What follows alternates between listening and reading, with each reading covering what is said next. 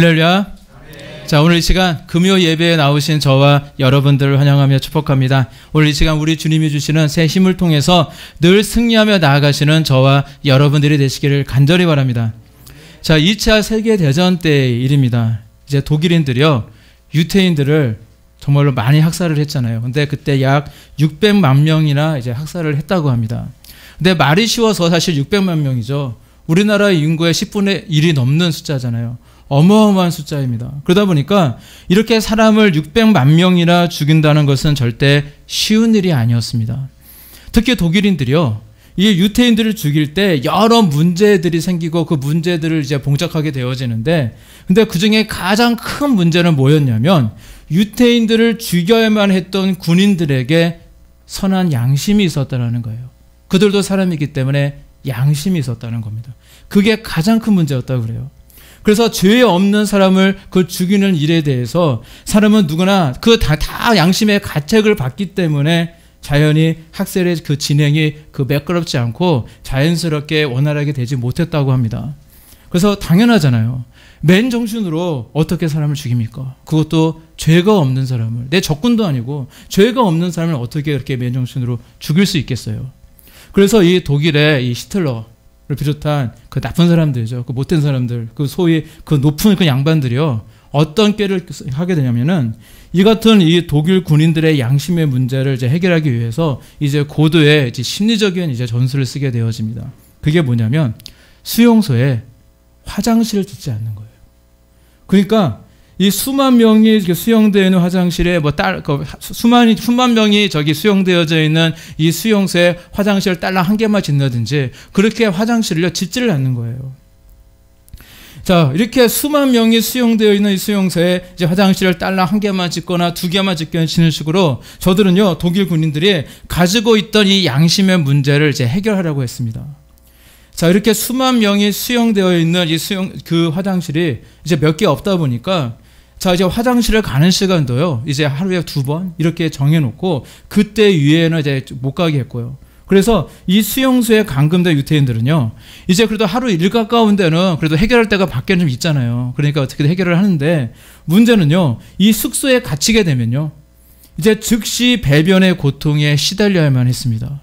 결국은 참다 못 참고 자기가 잠자고 생활하는 이 숙소에 이제 배설을 할 수밖에 없었고요. 저들의 몸은요, 마치 돼지처럼 그 자신들의 그 배설물에 점점 더럽혀져야만 했습니다. 자, 독일인들은요, 이와 같은 일을 이제 통해서 누렸던 것이 바로 인간의 자존심이었어요. 수용소에 잡혀있던 그 유대인들을 이 자신의 이 배설물로 이 더럽혀서 인간의 그 긍지와 자존심을 이렇게 짓밟아 버렸고요. 그래서 그 모든 자존심을 다 상실하게 만들었다는 것입니다. 그래서 이제 죄 없는 유태인들을 죽이는 이 군인들도요, 이렇게 배설물에 정말 더럽혀져 있는 사람들을 더 이상 이제 사람처럼 보지 않고 마치 개와 돼지처럼 여기게 해서 자기가 죄 없는 사람을 죽이고 있다라고 하는 그런 심리적인 그런 죄책감에서 이제 벗어나게 했다라는 겁니다. 자, 그러니 수용소에서 살아남는다는 것은 더더욱 어려워졌겠죠. 자, 그런데 이 수용소에서요, 생존하기 위해서는 반드시 지켜야 되는 원칙이 있었다고 그래요. 자, 그리고 그 원칙을 지킨 사람만이 마지막까지 수용소에서 살아남을 수가 있었습니다. 첫 번째로, 그 첫 번째 원칙은 무엇이냐면 빵의 원칙이에요. 먹을 게 너무 없기 때문에 이 빵 한 부스럭이라도 더 먹기 위해서 필사의 노력을 해야 됐고요. 그리고 자신의 이 생명 에너지를 위해서, 내 에너지를 소비하지 않기 위해서 정말로 그 팔 하나 움직이는 것까지도 최대한 덜 움직이면서 그렇게 해서 자신의 에너지를 지켜야 했고요. 그리고 이제 극도로 이제 그렇게 행동을 자제해야만 이제 에너지 소비를 이제 줄일 수 있어서 이제 자신이 끝까지 생존할 수 있는 그런 기적을 그런 기대할 수가 있었다고 그래요. 자, 그리고 또 한 가지가 있는데 어쩌면 이게 가장 중요한 것입니다. 바로 세수를 해야 한다는 원칙이었어요. 얼굴을 닦아야 된다는 원칙을 갖고 있었어요. 매일 오후 4시가 되면 이제 그 수용소 측에서 이제 커피가 배급이 되었습니다. 근데 말이 커피지 약간 좀 이렇게 흐리멍텅한 뭐 꾸중물 같은 그 따뜻한 그런 물이었어요. 그러니까 뭐 냄새도 좀 안 좋고 악취가 나는 물이었는데, 그런데 그 물이요, 하루 종일 마실 수 있는 물 전부였습니다. 그런데 수용소에서 이 독일 군인들이요, 사람들을 죽이려 갈 때에는요, 그들도 사람이기 때문에 양심이 있다 보니까 그냥 아무나 잡아가지 않았어요. 어떤 사람을 가져가냐면 뭔가 자신의 양심에 덜 가책을 받을 만한 사람들을 데리고 갔습니다. 그러니까 항상 사람처럼 보이지 않는 사람들, 정말로 오물로 똥과 오줌으로 완전히 몸이 더럽혀진 사람들, 마치 자기가 봐도 개 같고 정말 돼지처럼 그렇게 보이는 사람들을 먼저 잡아갔다고 합니다. 그래서 오후 4시에 이제 배급받은 이 물이 하루 마실 수 있는 물의 전부였지만, 그래서 목마르고 배가 고팠지만 수용소에 있는 사람들은요, 자신이 살아남기 위해서는 그 물을 전부 다 마시면 안 된다는 사실을 깨닫게 되었습니다. 그래서 살아남으려는 사람들은 그 물을 반만 마시고요, 더 먹고 싶어도 반만 딱 마시고 그 절반의 물을 가지고는요 얼굴을 닦았습니다. 세수를 했어요. 그리고 옷에다가 그 물을 적셔가지고 이를 닦고요, 그리고 온몸을 그걸로 조금씩 다 닦기 시작했습니다. 자, 그렇지만 물이 너무 작다 보니까 이 배설물로 더럽힌 이 몸을요, 이 반컵의 물로 닦는다는 것은 사실상 불가능했습니다. 그러므로 그와 같은 생존 원칙을 사람들이 하는 모습을 보고 배우게 되고, 누군가 이 얘기를 들어서 전수를 받았지만 열심히 몸을 닦던 사람들 모두가요 곧 회의에 빠지게 되어집니다. 도대체 이것이 나에게 무슨 의미가 있단 말인가? 이렇게 한다고 해서 우리가 과연 깨끗해질 수가 있단 말인가? 괜히 물만 낭비하는 거 아닌가? 쓸데없는 에너지만 그렇게 낭비하는 것이 아닌가? 차라리 씻는 것을 포기하고 이 따뜻한 물을 마저 다 마시는 것이 나의 생존을 위해서 더 합리적인 것이 아닌가? 그런 생각을 하게 되어집니다. 그래서 그와 같은 생각 때문에 이제 많은 사람들이 이제 씻는 것을 이제 포기하게 되어집니다. 그리고 씻는 것을 포기했던 사람들은요, 며칠이 못 되어서 모두 다 끌려가 죽었다고 합니다. 자, 전쟁이 끝나고 이제 세월이 많이 흘렀을 때 이제 사람들은요, 이 반컵의 물로 세수하는 것이 그 생존과 어떤 관계가 있는지에 대해서 이제 연구를 했다고 그래요. 그리고 연구 결과 이 반컵의 물이라는 것은요, 그리고 이 반컵의 물로 세수를 했던 것은 바로 인간의 자존심 때문이다, 이런 것을 알게 되었습니다. 수용소 사람들은요, 자기들 향해서 총을 들고 있던 이 독일군을 향해서 이 반컵의 물을 들고 이를 닦았어요. 그들을 바라보면서 이를 닦았습니다. 자기를 바라보고 있는 독일군 앞에서 얼굴을 닦고 온몸을 닦았습니다. 바로 그러한 그들의 행동은요, 자신들에게 정말로 그런 인간의 그 그 존엄성마저, 자존심마저 박탈하려고 했던 이 독일인에 대해서 우리는 인간이다, 우리는 개가 아니다, 우리는 돼지가 아니다, 우리는 짐승이 아니다 라고 하는 그런 소리 없는 외침이었고요, 함성이었다라는 것입니다. 그리고 아무리 배가 고파도, 아무리 목이 말라도 인간으로서의 마지막 남은 자존심을 끝까지 지키기 위해서 그들은 포기하고 싶은 자신과 싸우면서 이 반컵의 물로 온몸을 씻었고요, 그렇게 포기하지 않았던 사람들만이 마지막까지 살아남을 수가 있었다고 합니다. 여러분들이 꼭 지키고 싶은 것이 있으십니까? 어떠한 고난이 오고 고통이 온다고 해도 내가 이것만은 반드시 지키고 싶다. 정말로 과거에 그 수용소에 갇혀있던 유태인들이 한 사람의 인간으로서 그 인간의 자존심만큼은 정말 반드시 지키고자 노력했던 것처럼, 우리 예수님을 구주로 고백하고 있는, 그리고 신앙생활하고 있는 저와 여러분들에게도 정말로 어떤 환경 속에서도, 어떤 상황 속에서도 꼭 가져야만 하고 꼭 지켜야만 하는 것이 있다는 것입니다. 바로 그것이 믿음이 있는 줄로 믿습니다. 우리가 세상 사람과 구별될 수 있는 이유는 바로 이 믿음입니다. 믿음 때문에 구분할 수 있는 거예요. 바로 내가 예수님을 향한 믿음이 있다는 것, 정말 이것이 바로 세상 사람과 나를 구분할 수 있는 어떤 구분의 기준이 되어집니다. 우리는 이 믿음으로 말미암아 우리는 구원을 받을 수 있습니다. 그리고 우리는 이 믿음으로 말미암아 세상을 이길 힘을 얻을 수가 있습니다. 우리는 이 믿음으로 세상을 변화시키고 하나님의 나라를 확장시켜 나갈 수가 있습니다. 따라서 어떠한 순간에도, 어떠한 고난과 역경 속에서도 설령 내 목에 칼이 들어오는 그런 순간이 있다 할지라도 우리 예수님을 향한 믿음만큼은 끝까지 지켜나가시는 저와 여러분들이 되시기를 간절히 바랍니다. 자, 그런데 어떤 분은요, 이런 얘기를 합니다. 내가 믿음을 가지고 싶은데 믿음이 안 생겨요. 어떻게 하면 믿음이 생길 수 있습니까? 라고 질문하시는 분들이 사실 있거든요. 근데 그 정답은요, 성경 속에 있어요. 로마서 10장 17절 말씀에 이렇게 말씀하고 있습니다.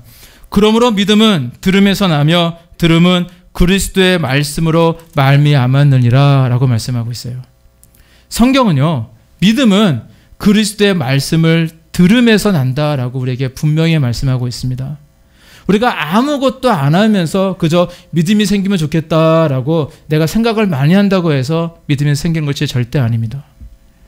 하나님의 말씀, 우리 그리스도의 말씀, 즉 하나님의 말씀을 많이 들어야 됩니다.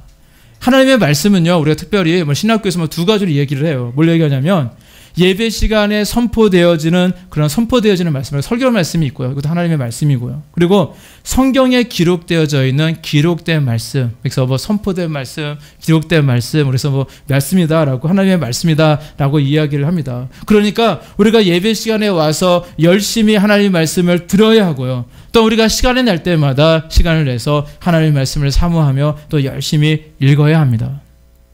그리고 우리는요, 로봇이 아니고요, 자유의지가 있어요. 우리에게는 의지가 있습니다.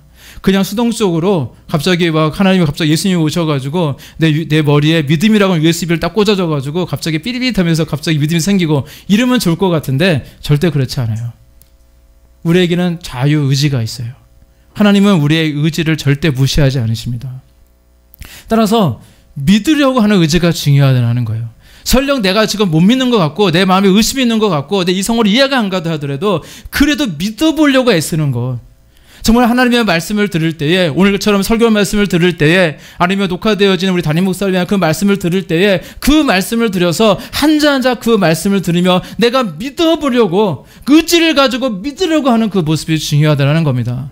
하나님의 말씀을 읽으면서, 성경 말씀을 읽으면서 이것이 옛날에 있었던 그런 옛날 그 예와 같은 그런 정말로 비현실적인 그런 이야기가 그런 마음이 아니라 정말로 한자 한자 이 말씀이 정말로 오늘 나에게 주시는 하나님의 말씀이라는 사실을 믿고 정말 하나님을 그 말씀을 믿으려고 애쓰면서 읽는 그 자세가 중요하다는 것입니다. 그렇게 노력하다 보면요, 믿어지게 되어진 역사가 있다는 겁니다. 바로 성령님이 우리를 도와주신다는 거거든요. 따라서 늘 의지를 가지고 우리 주님의 말씀을 늘 사모하며 나아가시는 저와 여러분들이 되시기를 간절히 바랍니다. 특별히 우리는요, 2000년 전에 우리 예수님께서 우리를 위해 십자가의 고통과 고초를 참으셨던 일을 생각할 때에 우리가 우리 예수님을 향한 그 믿음을 지켜야 되는 분명한 이유를 우리는 깨달을 수가 있어요. 우리 주님이요, 나를 위해 십자가를 지셨고요, 죽으셨다는 사실을 생각할 때에 너무나도 사실 감사한 일이잖아요. 사실 내가 뭐길래 나처럼 이렇게 무능하고 정말 나처럼 좀 현찮고 허물 많고 정말 나처럼 그렇게 연약한 인생도 없는데, 근데 나처럼 이렇게 연약한 인생을 위해서 하나님의 아들이신 우리 예수님이요, 정말로 친히 십자가를 지시고 죽으셨다는 사실은요, 좀처럼 우리의 이성과 상식으로는 이해할 수 있는 일이 아닙니다. 우리의 경험으로 이해할 수 있는 일이 아니에요. 그런데 우리 예수님께서 그 모든 십자가의 고통과 수치를 감당하면서까지 지키고자 하셨던 것이 무엇이었을까라는 것을 생각해 보게 되어집니다. 2000년 전에 십자가의 질고를 지고 가셨던 우리 예수님의 심정은 어땠을까요? 포로 수용소에서 정말 한 가닥 그 인간의 자존심을 포기하지 않고 정말 지키려고 노력했던 그 사람들의 심정보다 몇천 배, 아니 몇만 배, 아니 수억만 배 더 우리 예수님께서도 끝까지 지키고자 하신 것이 있다는 것을 우리는 깨달을 수가 있습니다. 그것은 바로 저와 여러분들을 사랑하신다고 하는 그 사랑의 마음이었습니다. 그걸 지키고 싶었다는 거예요. 우리를 너무나도 사랑하셨기 때문에 우리 주님은요, 그 고통과 수치도 마다하지 않으셨다는 사실입니다. 그런데 우리가 우리의 믿음을 지키지 못한다면 그것은 정말로 말이 안 되는 거거든요. 우리에게 그 큰 사랑을 정말 베풀어 주신 우리 주님의 은혜를 생각할 때에 사실 우리는요, 우리의 이 목숨까지도 기꺼이 우리 하나님께 드릴 수 있는 그러한 큰 믿음을 우리는 소유해야 될 줄로 믿습니다. 어떤 작은 고난과 어려움 때문에 우리 주님을 떠나버려서도 안 되고요, 어떤 순간에도 우리 주님의 은혜를 잊어버려서도 안 될 것입니다. 설령 내가 세상의 모든 것을 다 잃어버린다 할지라도 우리는 우리 주님을 향한 믿음만큼은 끝까지 지키며 살아가야 될 줄로 믿습니다. 특별히 오늘 보신 이사야서 53장 말씀은요, 예수님께서 이 땅에 오시기 전에 약 700년 전에 적혀진 그런 예언의 말씀입니다. 예수님이 아기 예수님의 그 모습으로, 인간의 모습으로 이 땅에 오시기 전에 700년 전, 무려 700년 전에 예언된 말씀이지만 우리 예수님께서 이 땅에 오셔서 이 당하실 일에 대해서 너무나도 구체적으로 잘 기록이 되어 있습니다. 이사야서 53장 7절 말씀에서 장차 오실 우리 예수님에 대해서 이렇게 말씀하고 있어요. 그가 곤욕을 당하여 괴로울 때에도 그의 입을 열지 아니함이며 마치 도수장으로 끌려가는 어린 양과 털 깎는 자 앞에서 잠잠한 양같이 그의 입을 열지 아니하였도다 라고 말씀하고 있습니다. 그 고통과 고난을 당하시면서 정말 십자가에서 달려 정말로 죽으시면서까지도 저와 여러분들을 너무너무 사랑하시기 때문에 하나님의 자녀로 삼아주시고 천국 백성이 되게 하시려고 그 고난과 멸시를 끝까지 다 참으셨더라는 것입니다. 2000년 전에 우리 예수님께서 이 공생의 활동을 하실 때 3년 동안 공생의 활동을 했다고 그러잖아요. 그때 예수님이 행하시는 이 기적을 목격한 사람들이 너무 많이 있었어요. 예수님 때문에 자기의 병이 치유되었고요. 예수님 때문에 귀신이 떠나갔고요. 정말 예수님으로 인해서 자신의 인생의 문제를 해결되어졌던, 정말로 은혜를 정말 많이 받았던 사람들이 정말 많이 있었습니다. 자, 그런데 우리 예수님께서 십자가에서 달리실 때 그 고침받았던 그 수많은 병자들은 도대체 어디에 있었습니까? 죄의 용서의 그 감격을 맛본 이들은 도대체 그때 어디에 있었습니까? 우리 예수님께서 보리떡 5개와 물고기 2마리로 정말로 기적을 베풀어 주실 때 정말로 배불리 먹었던 5,000명의 사람들, 그 당시에 이렇게 장정만 5,000명이라고 그러니까 뭐 어린아이나 노인이나 여자들까지 다 합하면 약 한 2만 명 정도 된다고 하는데 그 많은 사람들은 도대체 어디로 사라졌습니까?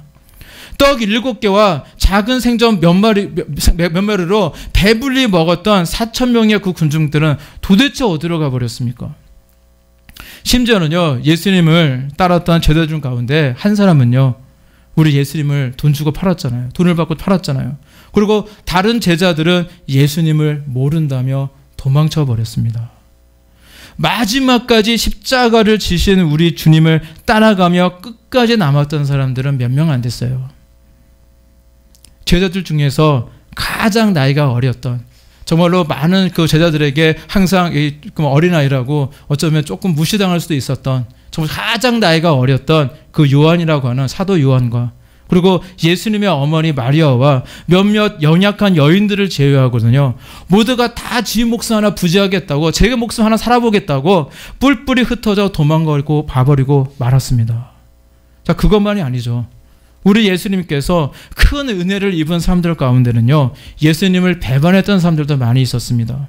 우리가 대표적으로 우리가 얘기할 때 우리가 뭐 예수님을 따라갔던 사람들 중에 뭐 제자다, 뭐 무리다라고 나누는데, 우리가 소위 무리라고 해당하는 그런 사람들, 그들이 있었는데, 그들은 예수님께서 기적을 행하실 때 함께 참여하고 정말 물고기와 정말로 그 떡을 통해서 맛있게 먹고 배불리 먹었던 그런 사람들이었습니다. 그들은 우리 예수님이 어린 나귀를 타고 예루살렘 성에 들어오실 때 와, 왕이 오셨다면서 호산나 하면서 찬양하며 기뻐했던 사람들입니다. 그들은요, 예수님을 따라다니면서 많은 기적을 목격했고 많은 은혜를 받았고 심지어 자신도 은혜를 받았던 그런 사람들이었습니다. 그랬던 그들이었는데, 그동안 자신들에게 많은 은혜를 베풀어 주신 우리 예수님을 빌라도 앞에서는요, 180도 돌변해서 예수님을 십자가에 못 박으라 하면서 외쳤습니다. 그동안 우리 예수님께서 그들에게 베풀어 주신 은혜가 많은데 그 은혜를 원수로 갖고 있는 바로 그들의 모습이었다는 것입니다. 사실 그때 예수님께서 한 말씀 하면 되잖아요. 하나님의 아들이신 하나님이신데 정말 저들에게 멸망하라 한 말씀만 하시면 과거의 유황과 불로 소돔과 고모라가 정말 완전히 불에 타버렸던 것처럼, 우레로 블레셋 사람들을 다 치셨던 것처럼 그곳에 있는 모든 사람들이 삽시간에 다 죽어버리고 멸망시킬 수도 있으셨습니다. 그런데 참으셨다는 겁니다. 아무런 죄도 없으신데 참으셨습니다. 오히려 그들에게 큰 은혜를 베풀으셨는데도 불구하고 정말 그들의 거짓 모함을 받아서 십자가에 달려 죽으시기까지 아무 말씀도 하지 않으시고 연약하고 잠잠한 어린 양과 같이 아무런 말씀도 없으시고 아무런 저항도 없으시고 죽으셨다라는 겁니다. 이사야서 53장 7절 말씀에 이렇게 말씀하고 있습니다. 그가 곤욕을 당하여 괴로울 때에도 그의 입을 열지 아니하며 마치 도수장으로 끌려가는 어린 양과 털 깎는 자 앞에서 잠잠한 양같이 그의 입을 열지 아니하였도다. 보통 사람 같으면요, 아마 저 같았어도 그랬을 것 같아요. 나 죄 없다고, 자기 전체 없다고, 억울하다고 항변했을 것 같고요. 살려달라고 빌었을 것 같기도 합니다. 그런데 우리 주님은 이런 말씀은 전혀 하지 않으셨고요. 묵묵히 모든 십자가의 형벌을 받으셨습니다. 자, 이 말씀은요, 우리 예수님이 이 땅에 오시기 전에, 아기 예수님이 오시기 전에 약 700년 전에 예언된 말씀이라고 했잖아요. 그런 말씀이고요. 또 이 예언된 말씀은 그대로 우리 주님은 이 땅에 오셨고 십자가에서 이제 죽으셨습니다. 자, 왜인지 아세요? 바로 우리들 때문이었어요. 바로 저와 여러분들 때문에 돌아가셨다는 겁니다. 이 모든 것은 바로 우리를 위한 것이었습니다. 우리를 사랑하셨기 때문에 행하셨던 우리 주님의 은혜였다는 것입니다. 그리고 이 일은 오래전부터 계획되었고요. 준비되었던 일인 만큼 너무나도 중요한 인류의 가장 큰 사건, 대사건이었다는 것입니다. 이 일은 우리 인류가 에덴 동산에서 쫓겨났을 때부터 이미 계획되었던 하나님의 큰 섭리와 역사였던 것입니다. 사실 우리 예수님께서 당하신 이 고난과 죽음은 사실은 내가 당해야 되는 겁니다. 우리 예수님은 아무런 죄가 없으시기 때문에 사실은 내가 죄인이잖아요. 내가 죄인이고 정말 사실은 그 십자가에 마땅히 내 죄 때문에 내가 달려 죽어야 되는데 내 대신에 죄가 없으시고 흠이 없으신 우리 예수님께서 달려 죽으셨다는 것입니다. 이렇게 우리 주님은 나의 죄를 지시고 대신 십자가에 죽으심으로 우리 모든 죄악을 다 사하여 주셨고 우리를 거룩한 하나님의 자녀로 삼아 주셨던 것입니다. 따라서 저와 여러분들은요, 너무나도 큰 은혜를 받은 사람들입니다. 뭐 하나 잘난 것 없고 잘한 거 없고 내가 아무런 공로도 없고 뭔가 우리 주님께 뭔가 선한 것을 한 것은 없다 하더라도 정말로 우리 모두는요, 우리 주님의 은혜로 구원받은 하나님의 자녀가 되었다는 사실을 여러분들 믿으시기를 바랍니다. 그 1700년도에서 1800년대 영국 그 왕궁에서는요, 그 어떤 경우에도 왕자를 때리는 것을 금했습니다. 허용하지 않았습니다. 그래서 어떻게 하냐면 이 왕자의 매를 대신 맞아주는 매 맞는 아이를 두었다고 그래요. 옛날에 제 왕자들을 교육시키다 보면 뭐 아이들 뭐 다 똑같잖아요. 왕자가 게을 때도 있고요. 말도 되게 안 들을 때도 있고 막 말썽도 부리고 사고를 칠 때도 분명히 있었을 겁니다. 그러면 이 왕자에게 벌을 줘야 되는데 이 선생님이요, 이 왕자에게 벌을 줄 수 없다 보니까 왕자 대신에 그 맨맞는 아이를 두었고요. 그 왕자가 잘못을 하면 이 왕자의 이 선생님 스승은요, 이 왕자가 보는 앞에서 이 아이를 매로 매질을 했다라는 거예요. 다른 아이를, 그 아이를 매질을 했다는 거예요. 그런데 우리 예수님이 그러셨다는 겁니다. 우리 예수님은요, 마치 매 맞는 아이처럼 우리 대신에 매를 맞으시고 십자가에서 우리 대신에 죽으셨다는 것입니다. 오늘 본문 5절 6절 말씀에 이렇게 말씀하고 있습니다. 그가 찔림은 우리의 허물 때문이요 그가 상함은 우리의 죄악 때문이라. 그의 징계를 받음으로 우리는 평화를 누리고 그가 채찍에 맞음으로 우리는 나음을 받았도다. 우리는 다 양 같아서 그릇 행하여 각기 제 길로 갔거늘 여호와께서는 우리 모두의 죄악을 그에게 담당시키셨도다 말씀하고 있습니다. 우리 예수님께서는 바로 나 때문에 참으셨습니다. 하늘의 해와 달과 별과 모든 우주를 창조하셨고 다스리시는 분이신 창조주 하나님께서 바로 나 때문에 끝까지 죽기까지 참아 주셨다라는 것입니다. 정말로 말도 안 되는 일이 우리의 삶 가운데 일어난 겁니다. 인류의 역사 가운데 일어난 것입니다. 창조주 하나님께서 바로 나 때문에 죽으셨다는 겁니다. 이것은 너무 커서 우리의 입술로 우리의 언어로 표현할 수 없는 은혜입니다. 그래서 우리는요, 우리 예수님께 감사를 많이 드려야 돼요. 우리는 눈만 뜨면 감사드려야 되는 겁니다. 사실 내 입술에 말이 나올 때만 감사를 드려야 되는 거예요. 절대 이 은혜 절대 잊지 마시고요, 우리 주님이 주신 이 생명을 가지고 우리 주님이 기뻐하시는 삶을 살아가시는 저와 여러분들이 되시기를 간절히 바랍니다. 특별히 하나님께서 우리에게 비전과 언약을 주셨습니까? 하나님의 뜻이 있습니까? 이 뜻을 위해 여러분들의 모든 것을 거시길 바랍니다. 우리는 그래도요, 우리 하나님의 은혜를 갚을 수도 없어요.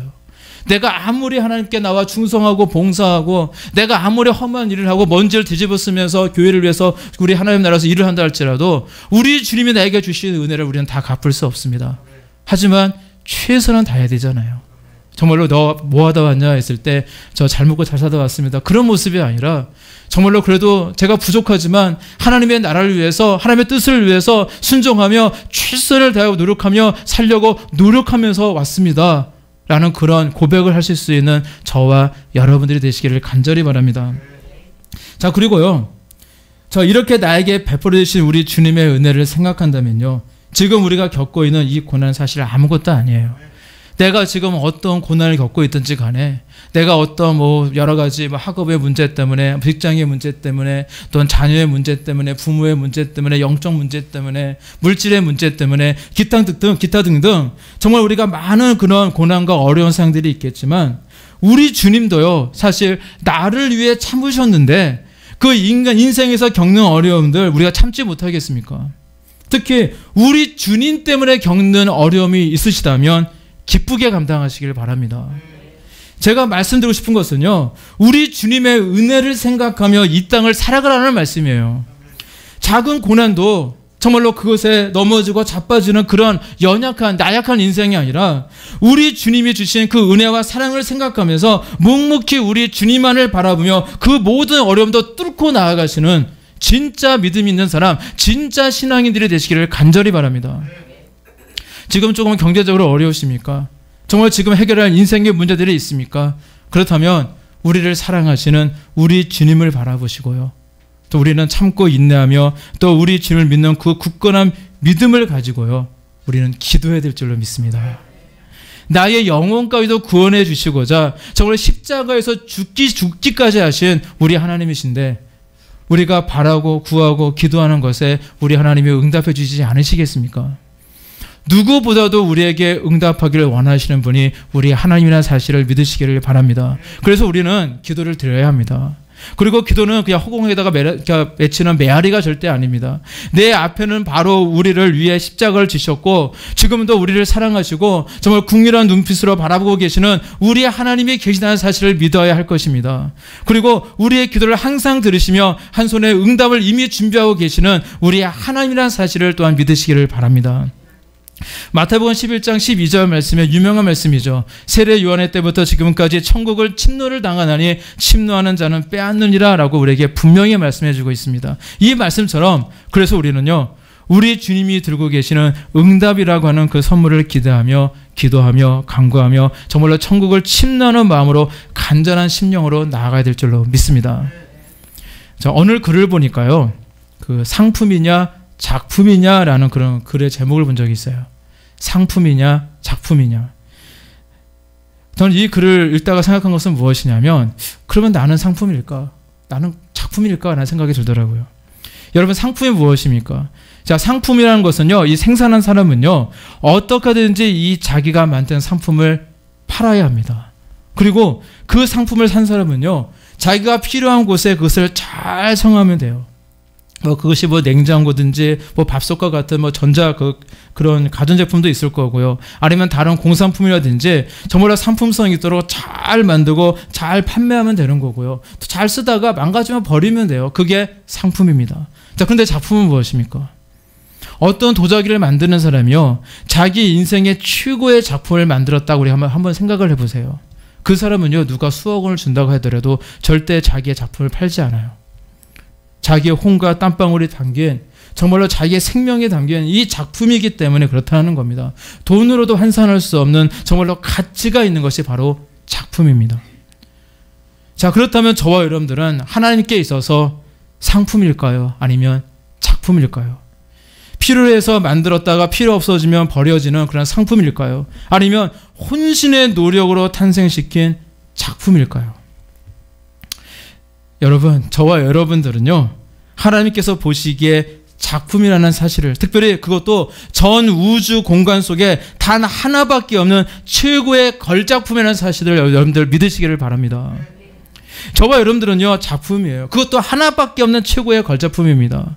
그래서 우리 주님이 저와 여러분들을 위해서 우리가 걸작품이기 때문에 십자가를 지시고 죽어 주실 정도로 귀히 여기시고 사랑하셨다라는 사실입니다. 따라서 내가 하나님 보시기에 작품이구나, 그냥 다른 피조물과 다른 하나밖에 없는 최고의 걸작품이라는 그런 생각을 가지시고 우리가 그것을 믿는다면요, 우리는 자존감이 안 생길래 안 생길 수가 없어요. 하나님이 나를 그렇게 귀하게 여기시는데 어떻게 우리가 자존감이 안 생기겠습니까? 우리는 세상에서 내가 조금 부족하다 할지라도 정말 우리는 당당하게 하나님의 자녀로서 정말 우리는 살아갈 수가 있는 것입니다. 하나님은 철이 지났다고 우리를 세일해서 팔아버리지 않으세요. 세상은 자신에게 이익이 되지 않으면요, 빨리 처분해버리고 조금이라도 손해를 받지 않기 위해서 뭐 특가 세일 막 이러면서 그러면서 다 없애버리려고 하잖아요. 하지만 우리 하나님은 다르시다는 겁니다. 우리가 좀 부족해도, 연약해도, 조금 믿음이 좀 부족해도, 좀 능력이 없어도, 좀 가방끈이 좀 짧아도, 좀 외모가 좀 떨어져도, 좀 뚱뚱해도, 돈이 좀 없어도 우리를 절대 버리지 않으시고 끝까지 함께 하시는 분이라는 사실을 여러분들 믿으시기를 바랍니다. 그래서 저와 여러분들을 사명자로 부르신 거예요. 우리 도리교회 사명자로 부르신 이유는요, 내가 뭔가 잘나고 똑똑해서 부르신 것이 아니라 여러분들을 사랑하셨기 때문에 부르셨다는 사실을 여러분들 믿으시기를 바랍니다. 근데 절대 쉽지 않습니다. 여러분 자신을 다 내려놓고 늘 예수님의 성품을 담기 위해서 노력하시고요. 그래서 우리 하나님께 정말로 끝까지 쓰임 받으시는 저와 여러분들이 되시기를 바랍니다. 하나님은 우리에게 하나님의 영을 불어넣어서 하나님의 형상을 닮은 하나님의 걸작품으로 만드셨고 또 우리를 보시며 좋았더라 라고 만족하였던 분이셨습니다. 따라서 우리 하나님은 우리를 위해서 십자가를 지신 것이고요, 또한 저와 여러분들을 사랑하시는 그 마음을 끝까지 버리지 않으시고 인류 가운데 이러한 큰 일을 이루어 주셨던 것입니다. 따라서 오늘 이 시간 우리 하나님께 예배를 드리실 때도 그렇고요, 또 여러분들이 기도하는 자리에서 기도하실 때에도 우리를 구원하신 우리 하나님의 그 마음을 붙들고 기도하시기를 바랍니다. 우리를 구원해 주신 주님은 죄에서 내가 구해서 났으니까 이제는 너의 힘으로 하면 잘 살아보거라 이러지 않으신다니까요. 우리 하나님은요, 정말 우리가 천국에 하나님의 품에 돌아가는 그날까지 우리를 이 땅에 그냥 내버려 두시지 않고 우리를 사랑하시기 때문에 늘 눈동자같이 우리와 함께 하시며 지키시며 늘 불꽃 같은 눈동자로 우리를 바라보시고 지키시고 인도하시는 분이라는 사실을 여러분들 믿으시기를 바랍니다. 지금 이 시간에도 우리를 사랑하시는 우리 하나님은 우리의 기도를 듣고 계시고요, 우리에게 많은 것을 주기를 원하시는 사랑의 하나님이라는 사실을 믿으시고요, 우리가 간절히 기도로 나아갈 때 우리 하나님께서는 우리를 만나주시고 응답해 주시는 귀한 은혜가 있게 되는 줄로 믿습니다. 그래서 저와 여러분들 지금 이 시간에도 정말 우리 주님의 십자가의 은혜와 능력을 경험하며 살아가고 있는 거예요. 이미 우리는요, 내가 우리 주님의 사랑을 내가 깨닫고 있다면 우리는 이미 주님의 십자가의 은혜와 능력을 경험하고 살아가고 있다는 것입니다. 따라서 늘 믿음으로 기도로 무릎으로 나아가셔서 정말 사랑의 하나님을 만나시고 경험하시고 또한 우리에게 맡겨주신 귀한 사명들을 위해서 귀하게 끝까지 쓰임받으시고 승리하시는 저와 여러분들이 되시기를 우리 주님의 이름으로 간절히 축원합니다. 기도하시겠습니다.